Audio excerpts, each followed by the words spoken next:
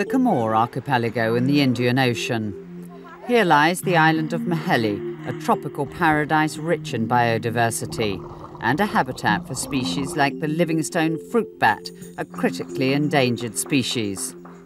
But population growth is increasing pressure on the island's natural resources, and with 80% of people living on the coast, it's the #1 threat to a fragile ecosystem.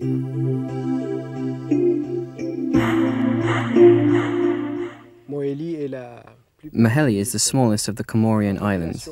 The population live primarily from fishing and agriculture. The traditional methods used to feed the population are no longer suitable given the increase in the size of the general population.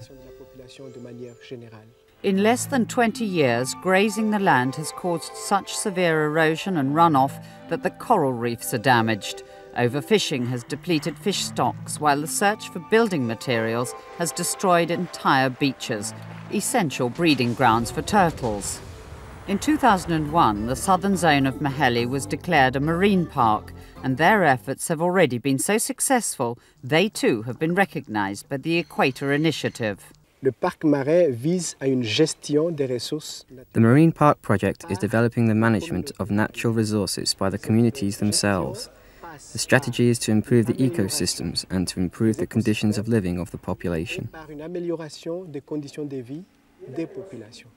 Step 1 was to ban destructive fishing practices like the use of dynamite, poison and nets. This gave the inshore fish stocks a chance to recover. After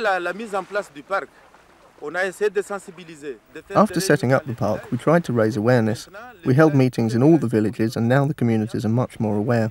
They are involved in the park and have returned to traditional line fishing. Before, the fishermen left the village in the morning and returned in the evening with 1 or 2 kilos. Now, the difference is that the fisherman leaves at 6 in the morning and by 2 in the afternoon the minimum he returns with is at least 10 kilos.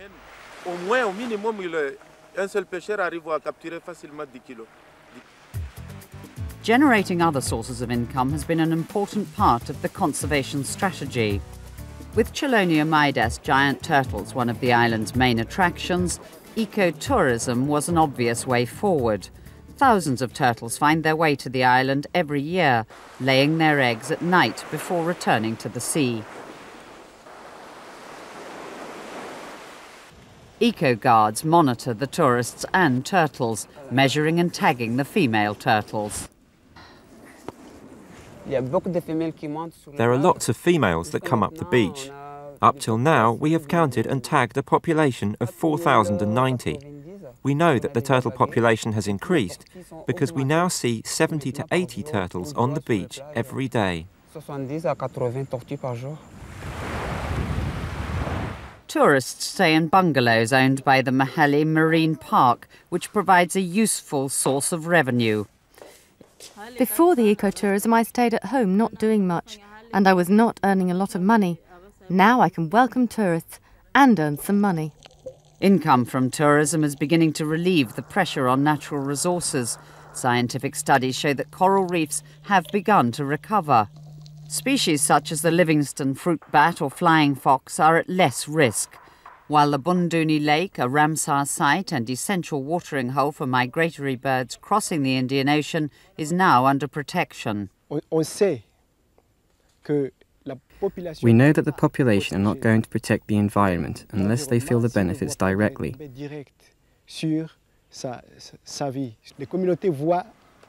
The communities see the advantages of conservation. It's them who manage the resources. They want to continue because it gives them more hope for their future life.